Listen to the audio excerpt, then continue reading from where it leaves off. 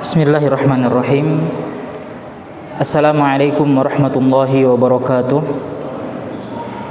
Alhamdulillahirabbil alamin wassalatu wassalamu ala sayyidil mursalin wa ala alihi wa ashabihi ajma'in. Amma ba'd. Ikhwani fid din, azzakumullah.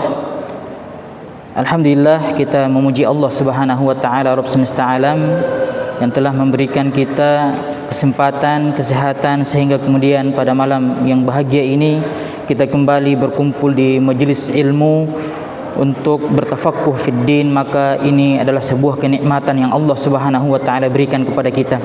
Kemudian tidak lupa kita bersolawat kepada Rasulullah sallallahu alaihi wasallam, qudwatun hasanah, teladan terbaik bagi kita.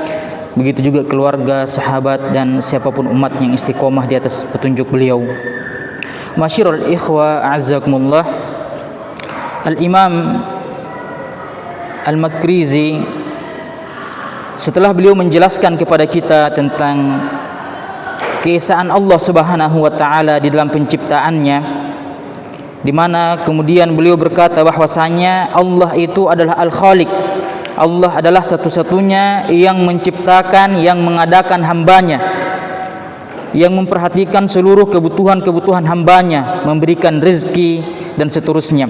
Kemudian setelah itu beliau berkata, wal ilahiyatu, adapun al ilahiyah adalah kondisi hamba yang menjadikan Allah Subhanahu wa taala sebagai satu-satunya kekasihnya yang dia cintai, yang dia sembah, yang dia ibadahi.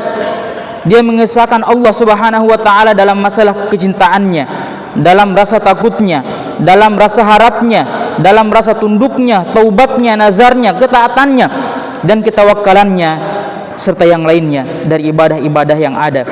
Dia mengesahkan Allah Subhanahu wa taala di dalam hal yang kita sebutkan tadi itu. Oleh sebab itu kemudian para ulama mengatakan bahwa al-ilahiyah adalah sebuah kata yang asalnya dari alaha ya'lahu uluhatan atau ilahiyatan atau uluhiyatan. Sebuah kata yang bermakna abadah, menyembah, beribadah kepada Allah Subhanahu wa taala. Karena masyarul ikhwa azzakumullah, manusia tidak mungkin bisa terlepas dari peribadatan kepada Allah Subhanahu wa taala. Manusia membutuhkan beribadah kepada Allah. Ibadah adalah merupakan sebuah kedaruratan di atas segala kedaruratan yang ada. Tidak mungkin manusia bisa terlepas dari ibadah kepada Allah Subhanahu wa taala, karena kebahagiaan, ketenangan hanya berada pada beribadah kepada Allah Subhanahu wa taala. Tidak ada ketenangan dalam kehidupan, tidak ada kebahagiaan di dalam kehidupan manusia kecuali dengan ibadah kepada Allah Subhanahu wa taala, menghambakan diri kepada Allah Subhanahu wa taala. Oleh sebab itu kemudian masyarul ikhwa azzakumullah, Al-Imam Ibnu Taimiyah beliau berkata bahwa ketahuilah sesungguhnya manusia itu butuh terhadap ibadah kepada Allah Subhanahu wa taala dan tidak mempersekutukannya dengan sesuatu apapun.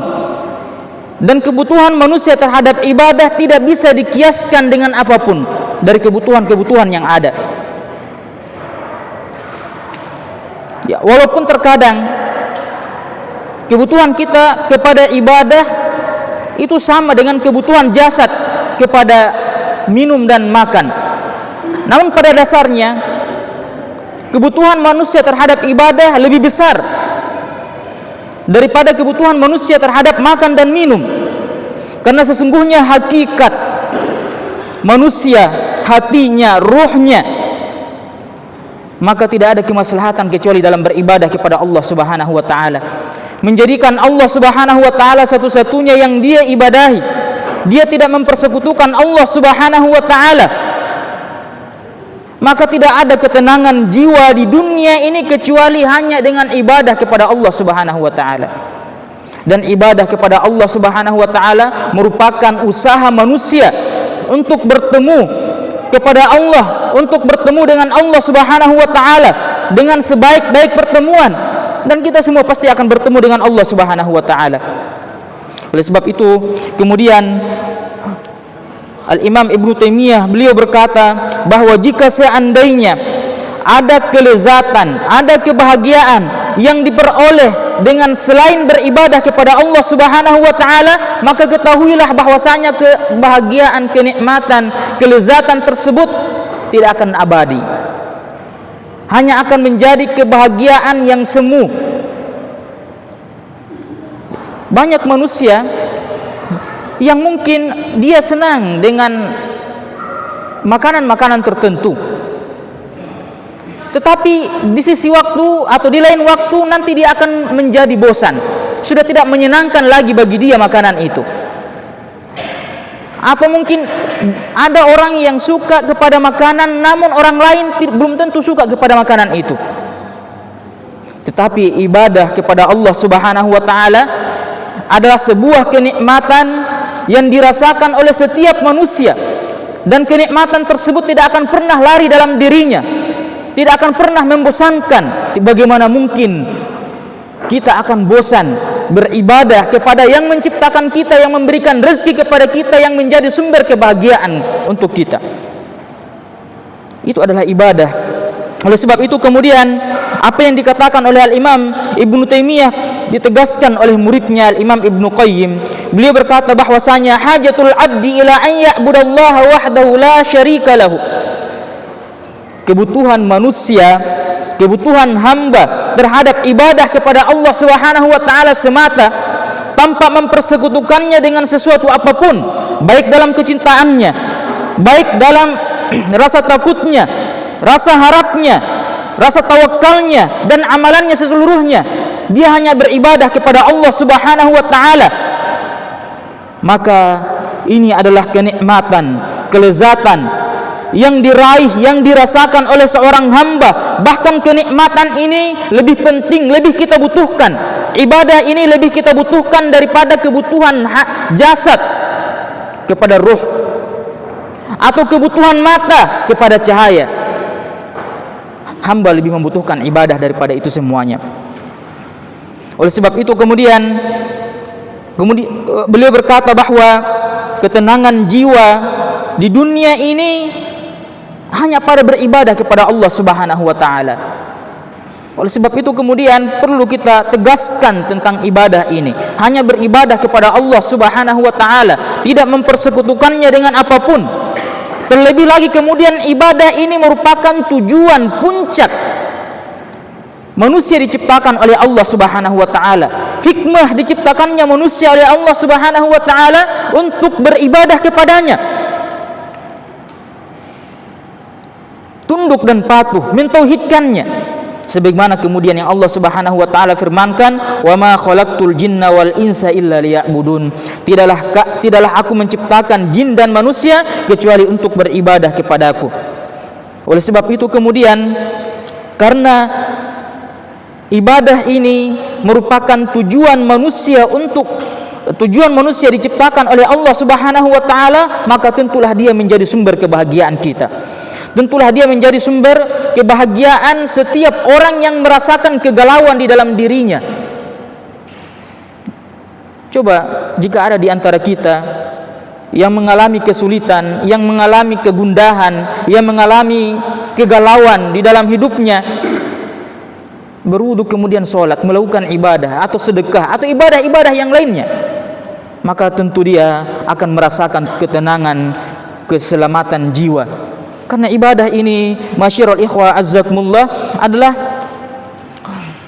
tujuan manusia diciptakan. Terlebih lagi kemudian ibadah atau menghambakan diri kepada Allah Subhanahu wa taala adalah kondisi paling baik, kondisi paling mulia bagi seseorang. Semakin sempurna ibadahnya kepada Allah Subhanahu wa taala, maka akan menjadi semakin sempurna dia di hadapan Allah. Sebaliknya, apabila ada orang yang tidak karu-karuan di dalam beribadah kepada Allah Subhanahu wa taala, akan semakin rendah nilainya di sisi Allah. Oleh sebab itu kemudian para nabi dan rasul, nabi kita Muhammad sallallahu alaihi wasallam di antaranya, kita ketahui bahwasanya beliau adalah sayyidul anbiya, sayyidul mursalin, sayyidu waladi Adam, manusia paling mulia. Namun tatkala kemudian Allah Subhanahu wa taala menjelaskan kepada kita pada saat kondisi yang paling baik, Rasulullah sallallahu alaihi wasallam justru dipanggil, dikatakan hamba. Statusnya sebagai hamba lebih ditonjolkan oleh Allah Subhanahu wa taala di banyak surat.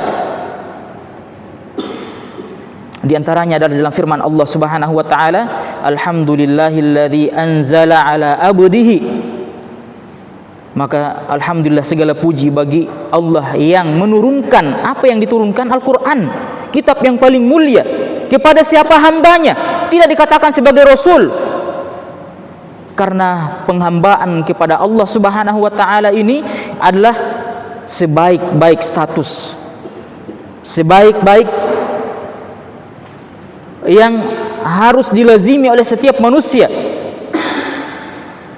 Di dalam surat atau ayat yang menjelaskan tentang perjalanan Rasulullah sallallahu alaihi wasallam kepada Baitul Maqdis, kemudian selanjutnya Sidratul Muntaha, apa yang Allah Subhanahu wa taala kabarkan kepada kita? Allah mengatakan, subhanalladzi asra bi abdihi. Maha suci Allah yang telah mengisrakan hambanya. Sekali lagi, Rasulullah sallallahu alaihi wasallam sebagai hambanya di situ, tidak disebut sebagai rasulnya. Karena penghambaan ubudiyah itu adalah sebaik-baik status kita di hadapan Allah Subhanahu wa taala. Dan kita sudah katakan tadi bahwa semakin tinggi, semakin sempurna penghambaan kita kepada Allah Subhanahu wa taala, maka akan semakin tinggi kedudukan kita di hadapan Allah. Oleh sebab itu, para ulama mengatakan bahwasanya tidak ada kesempurnaan di dalam kehidupan kecuali sempurna di dalam penghambaan kepada Allah Subhanahu wa taala. Oleh sebab itu kemudian, masyarul ikhwah azzakumullah, Al-Imam Al-Makrizi beliau mengatakan bahwasanya al-ilahiyah itu adalah kondisi seorang hamba yang menjadikan Allah Subhanahu wa taala sebagai satu-satunya kekasihnya. Tidak ada yang dia cintai selain Allah Subhanahu wa taala. Para ulama mengatakan bahwasanya cinta itu terbagi menjadi dua. Ada cinta yang disebut dengan cinta ibadah. Cinta ibadah ini adalah cinta yang disertai dengan ketundukan, cinta yang disertai dengan penghambaan, cinta yang disertai dengan rasa harap, berserah diri kepada yang dicintai. Maka kecintaan semacam ini tidak boleh kita palingkan kepada selain Allah Subhanahu wa taala. Ini adalah satu-satunya milik Allah. Kecintaan semacam ini adalah satu-satunya milik Allah Subhanahu wa taala. Tidak boleh kita mencintai selainnya dengan kecintaan yang model seperti ini. Kecintaan yang diiringi dengan ketundukan, kepatuhan, ketaatan, penyerahan diri kepada yang kita cintai. Oleh sebab itu kemudian Allah Subhanahu wa taala berfirman, "Wa minan nasi may yattakhidhu min dunillahi andadan yuhibbunahum ka hubbillah." Di antara manusia ada yang menjadikan tandingan-tandingan bagi Allah Subhanahu wa taala, di mana mereka mencintai tandingan tersebut sebagaimana mereka mencintai Allah Subhanahu wa taala. Maka ini adalah jatuh kepada kesyirikan. Dan kecintaan yang kita sebutkan ini disebut dengan mahabbatul ibadah.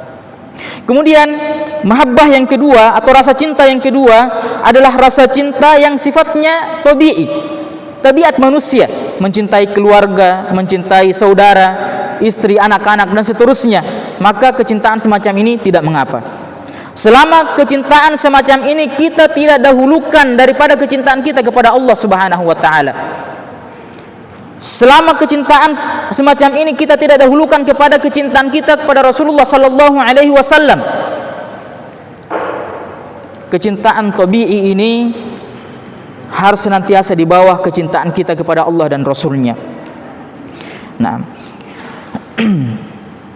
kemudian beliau mengatakan bahwa hamba tersebut mengesahkan Allah Subhanahu wa taala dalam kecintaannya, juga mengesahkan Allah Subhanahu wa taala dengan dalam rasa takutnya. Tidak ada yang dia takuti selain Allah Subhanahu wa taala. Dia takut akan azab Allah, dia takut bahwa dia ibadahnya tidak akan diterima oleh Allah Subhanahu wa taala. Di sisi lain dia juga harus memiliki rasa harap. Sebagaimana kecintaan, rasa takut ini juga dibagi dua oleh para ulama. Ada rasa takut yang bernilai ibadah, yang kemudian rasa takut semacam ini tidak boleh kita alihkan kecuali kepada Allah Subhanahu wa taala. Rasa takut ini adalah rasa takut yang diiringi dengan ketundukan dan kepatuhan kepada Allah Azza wa Jal. Dan rasa takut yang kedua adalah rasa takut yang sifatnya tabi'i, tabiat manusia, takut kepada hal-hal yang membahayakannya. Ya, takut kepada binatang buas, takut kepada panas dan seterusnya, dari hal-hal yang membahayakan dia. Dan mungkin juga termasuk takut kepada istri, wallahu a'lam. Oleh sebab itu kemudian Allah Subhanahu wa taala berfirman, "Fala takhafuhum wa khafuni in kuntum mu'minin." Janganlah kalian takut kepadanya dan takutlah kalian kepadaku apabila kalian beriman.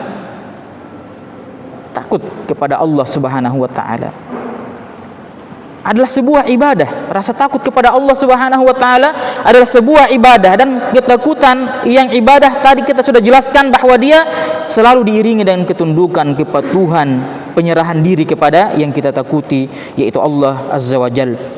Begitu juga dengan rasa harap. Begitu juga dengan rasa harap, masyiral ikhwah azzakumullah. Dan rasa harap ini merupakan salah satu jenis ibadah hati. Karena kita ketahui bahwasanya ibadah itu ada yang disebut dengan ibadah badaniyah seperti sholat, puasa, haji, jihad, dan seterusnya dari ibadah-ibadah yang berkaitan dengan badan kita. Dan ada yang disebut dengan ibadah qalbiyah, ibadah hati seperti rasa takut, rasa harap, kecintaan, khusyuk, khosyah, rasa takut kepada Allah Subhanahu wa taala, rasa harap. Semuanya adalah ibadah yang berkaitan dengan hati.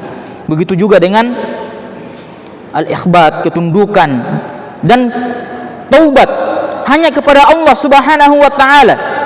Taubat kepada Allah Subhanahu wa taala dari setiap dosa dan kemaksiatan. Dan taubat ini adalah salah satu jenis ibadah. Taubat ini adalah salah satu jenis ibadah yang Allah Subhanahu wa taala cintai. Betapa banyak di dalam Al-Quran Allah Subhanahu wa ta'ala menyebutkan kepada kita tentang keutamaan taubat ini, sehingga kemudian tidak boleh diremehkan oleh setiap manusia. Dia harus melazimi taubat kepada Allah, beristighfar, memohon ampun kepada Allah Subhanahu wa ta'ala. Terlebih lagi kemudian jika dia sadar bahwasanya dia memiliki banyak dosa, kekeliruan. Oleh sebab itu kemudian Nabi kita Muhammad sallallahu alaihi wasallam beliau bersabda, "Inni la atubu fil yaum 70 marrah." Kata Rasulullah sallallahu alaihi wasallam, sesungguhnya aku bertaubat dalam sehari 70 kali. Itu adalah Nabi kita Muhammad sallallahu alaihi wasallam. Beliau bertobat sebanyak 70 kali. Di dalam riwayat yang lain sebanyak 100 kali dalam sehari. Maka tentu kita lebih butuh terhadap kalimat taubat ini untuk kita ucapkan, untuk kita lakukan. Karena ma'asyiral ikhwah azzakumullah, seperti yang kita ketahui bahwasanya tidak ada di antara kita yang bisa terlepas dari kekeliruan, kesalahan, kemaksiatan dalam setiap harinya, dalam setiap aktivitas. Bahkan ketika baru buka HP saja, aplikasi, ataupun ketika kita ingin niatnya buka YouTube untuk nonton ceramah, terkadang yang pertama kali muncul adalah orang-orang yang kemudian pakaiannya tidak karu-karuan. Maka kita lebih butuh untuk bertaubat kepada Allah Subhanahu wa taala. Terlebih lagi kemudian ma'asyiral ikhwah azzakumullah, setelah kita mengetahui bahwasanya ternyata Allah Subhanahu wa taala mencintai mereka yang senantiasa bertaubat.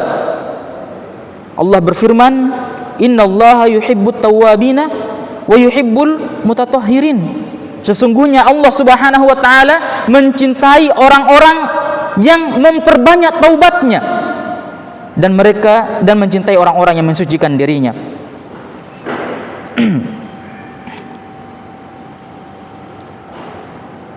Kemudian masyiral ikhwah azzakumullah, taubat ini selain juga dicintai oleh Allah Subhanahu wa taala, maka ternyata dia juga bagian dari keberuntungan. Taubat juga bagian dari kemenangan, keberhasilan.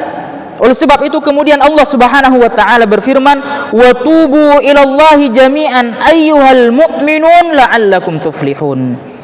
Dan bertaubatlah kalian kepada Allah.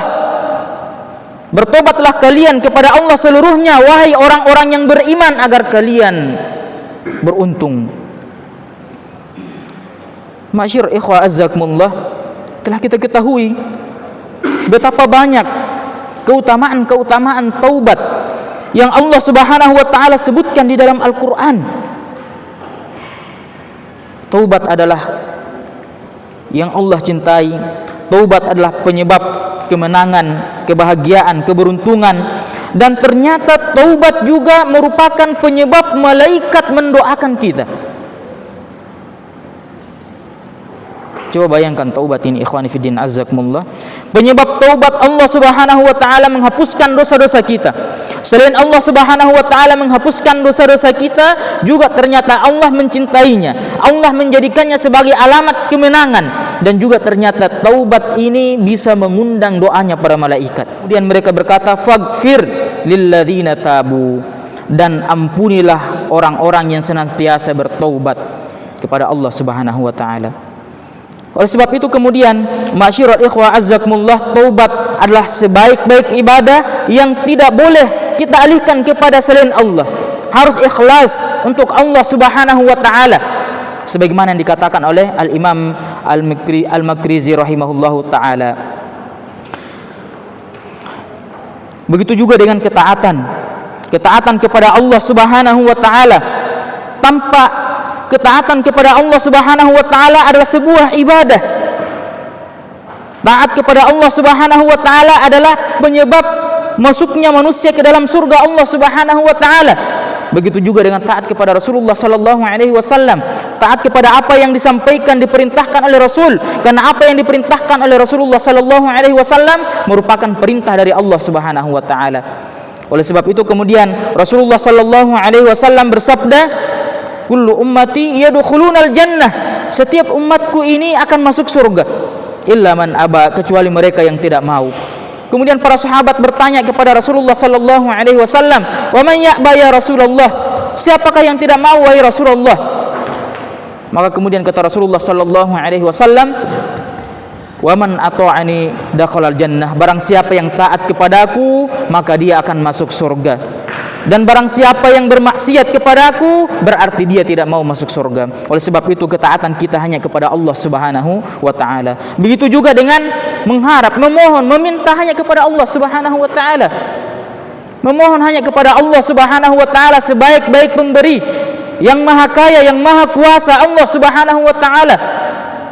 Sebagaimana yang dikatakan oleh Rasulullah sallallahu alaihi wasallam ketika beliau menasihati Abdullah bin Abbas. Maka kata Rasulullah sallallahu alaihi wasallam, "Wa idza sa'alta fas'alillah." Apabila kamu meminta, maka mintalah hanya kepada Allah Subhanahu wa taala. Apabila kamu mohon pertolongan, maka mohon pertolonganlah hanya kepada Allah Subhanahu wa taala. Iyyaka na'budu wa iyyaka nasta'in. Ya Allah, hanya kepadamu-lah kami beribadah dan hanya kepadamu-lah kami memohon pertolongan. Maka ini adalah wujud dari ketauhidan kita kepada Allah Subhanahu wa taala. Begitu juga dengan ketawakkalan. Tawakkalan kepada Allah Subhanahu wa taala, berharap, berserah diri kepada Allah Subhanahu wa taala, dan ini tentunya muncul dari keyakinan kita bahwasanya Allah lah yang mengatur segala sesuatu, dan ini wujud dari ketauhidan yang benar, bertawakal kepada Allah Subhanahu wa taala. Kemudian selanjutnya beliau mengatakan, dan seterusnya dari ibadah-ibadah yang lain yang kita hanya berikan untuk Allah Subhanahu wa taala. Demikian, wassallallahu ala nabiyina Muhammad wa akhiri da'wana alhamdulillahi rabbil alamin. Assalamualaikum warahmatullahi wabarakatuh.